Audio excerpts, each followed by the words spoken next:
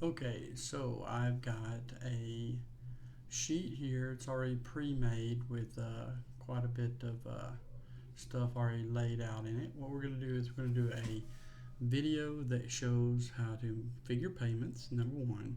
Then it's going to figure out how we're going to figure out how to make those payments where you can do lots of manipulation. Try if you put a down payment or if you want to leave a future value, like you're going to trade it for a couple grand or something. And then it's also going to show you how to what happens if you do extra payments. And I'll put this in the comments section, or at least a link to it. At least that's the plan. So let's talk about over here cost of item. Well, let's talk first about payment. Let's show what a payment looks like. PMT, and then it wants to know the rate. So let's say 5.05%, but that's annual, so you have to divide by 12. There you go. Divide that by 12. Number of payments, say 5 years, 60 months. Present value, $15,000. You can't put the comma in there, or it will go to the next thing. Future value, we're going to do 0, want it paid off, and 0 is the type. And that gives you $283.07. So that's going to be your monthly payment. So what if you wanted to see that as a positive? You can just multiply it times a -1. And there you go, you got it as a positive. Now, you don't want to go in and, if you want to try a lot of different scenarios, you don't want to go in and change that every time. So over here, I've got cost of the item, $15,000. Got that as a currency. Down payment, 0. Interest rate, 5%. And the amount borrowed is going to be equal to $15,000 minus whatever you put down as a down payment. So $15,000, since I've got 0. Number of payments, 60, and future value, 0. Now, right here, we're going to replace all that stuff with links to cells. So 5% divided by 12, number of payments as a B7 there. Present value is the amount borrowed. The future value is going to be 0. And beginning, same thing. Now let's add that -1 back in there. It was negative times -1. There you go. So now we want to create an amortization table. Okay, what does that involve exactly? Well, you've got to figure the interest. I've got date here, and I'm going to leave that blank, but the idea is you put the date that you're starting there, and then you can come back and figure it out. I'm going to put the number of periods here, 1, 2.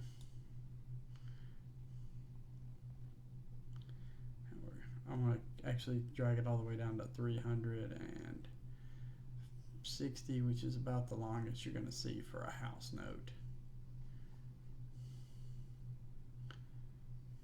361. Make sure it's paid all the way off when we get there. Now, interest. Interest is, okay, so the way we figure the interest on the first month is to equal 15,000 times 0.5% divided by 12. How much are you paying for 1 month? $62. So what's the balance payoff? This is after you pay it off, after you make the payment. It's going to be, well, here's the payment, which I'll get to that in a second. The payment's going to equal that, the 283. Balance payoff equals, well, let's stop for a second. Principal is going to equal payment minus the interest equals that. Now, the balance payoff is going to equal 15,000 minus what you just paid in principal. There you go. Now, you got a problem here, and that is if you do the B3 without putting your dollar signs on each side, it'll go down and it'll be all messed up. So, what you want to do is the same thing over here. E1, you want dollar signs on each side. Okay?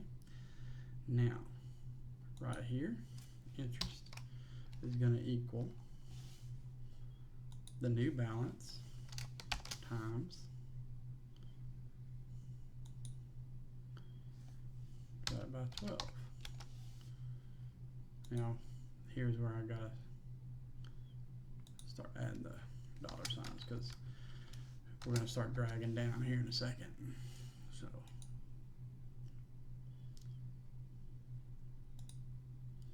drag it down a couple. Principal equals this, the balance minus what you just paid. What am I doing? It equals the payment minus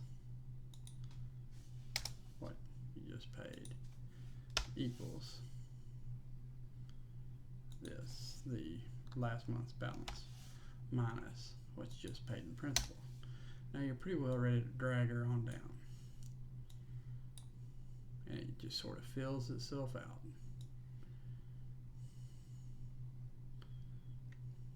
I'm going to drag it down to 62.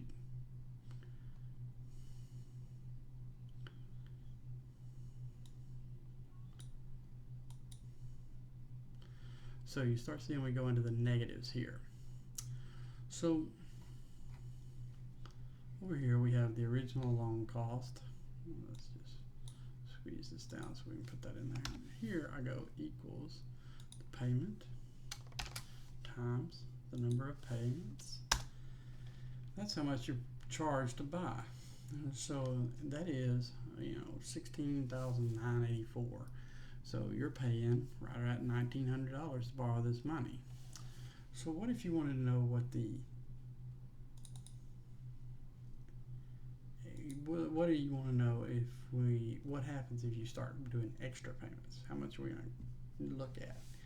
How much will it change things? This is probably the main reason I wanted to build this, because no one else out there on the web seems to have this.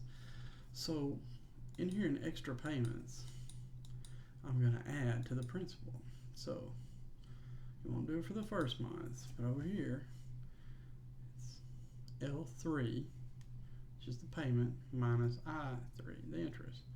It's actually L3 plus any extra payment. Since it's 0, it doesn't matter. That takes it all the way down. So let's add $50. You look down here at 61, you're already starting to see extra money. Okay, so we paid $50 extra, but we wound up with $63 extra in the negative on payment 60. So it saves you something like $13 in just the big scheme of things. So now you've got the extra payments in there. Now what's the total paid for that month? On the first month, we're just going to do the payment, because if you pay any more than the payment in the first month, that's just down payment. So you just add it over to down payment. But here on the second month, you start thinking, well, what are we looking for here? So I went through this a bunch of different ways, because what I'm wanting to do is at the end here have total total loan costs with early payments. So what I want this to be is the total of all these payments. Well, if you get down here, you start seeing negatives, and it just keeps getting more and more negative. So how do you make it where the first time it goes negative, you actually don't do much with it, but then you keep, as it goes negative, it doesn't calculate these negatives in there.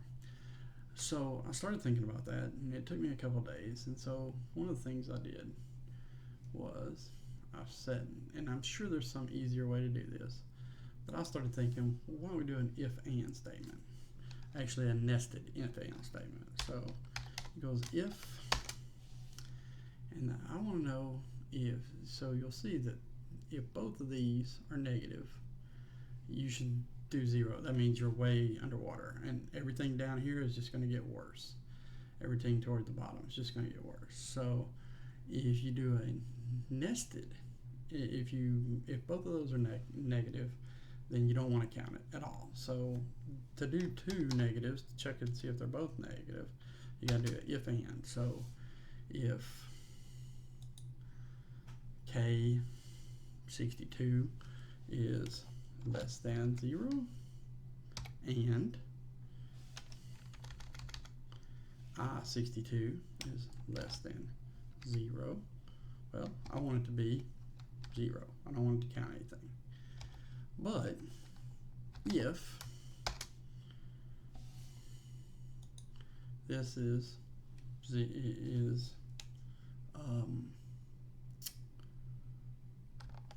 less than 0, but I62 is greater than 0, then I want to add all three of these together. So what you'll see is this one's 0, this one's 0, nothing. I don't want to count that at all. But if this one's less than 0 and this one's 0, then I need to add this payment. So let's see what happens here. Do 1 plus 2 plus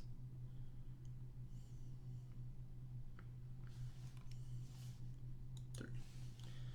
Now, what do I do if it is neither of those? We're not negative at all.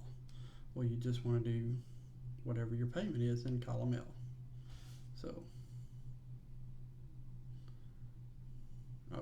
whatever your payment is, column J. And I didn't close up my parentheses properly here.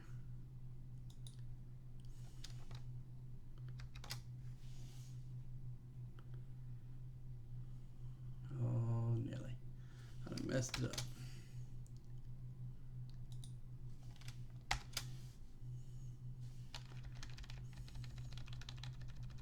There we go. Is false. I think that's it. I didn't do something right. Oh, I didn't do the and to there. That'll do it.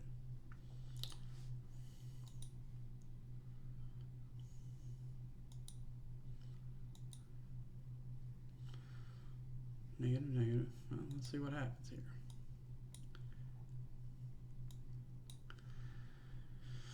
$281. So it's 281 plus 117, 283. That isn't right either. So I'll have to go and figure that out again. But the general idea is that you'll get all the way down, you know, I didn't do something right there.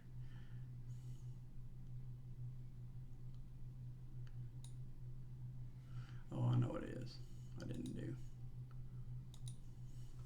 I just did the principal. Got to do the principal and the interest to know what the payment is. So take it all the way down here to 60. We got 281 plus 1, 283. There you go. So now what happens if we pay an extra 50 bucks here? 231. That's working right. So to get this up here properly, you know, so it tells us what we saved, equals sum of this column. That shows us we saved some interest. So we could actually even do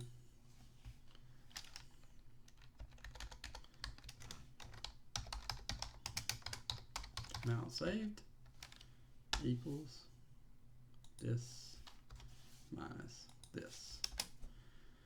Saved $1 by paying that 50 bucks early.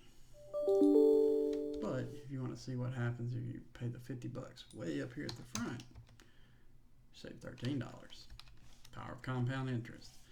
So I hope that this helps all of y'all make some good decisions with loans and banks or whatever. This isn't perfect. It isn't exact. It isn't by the day. Interest is usually figured by the day. So it isn't done that way. But it'll get you pretty close to figuring out what your bank's doing to you. Till next time, I hope you all enjoy. I'll make this match. There you go. Enjoy. Thank you very much. Like it if you use it.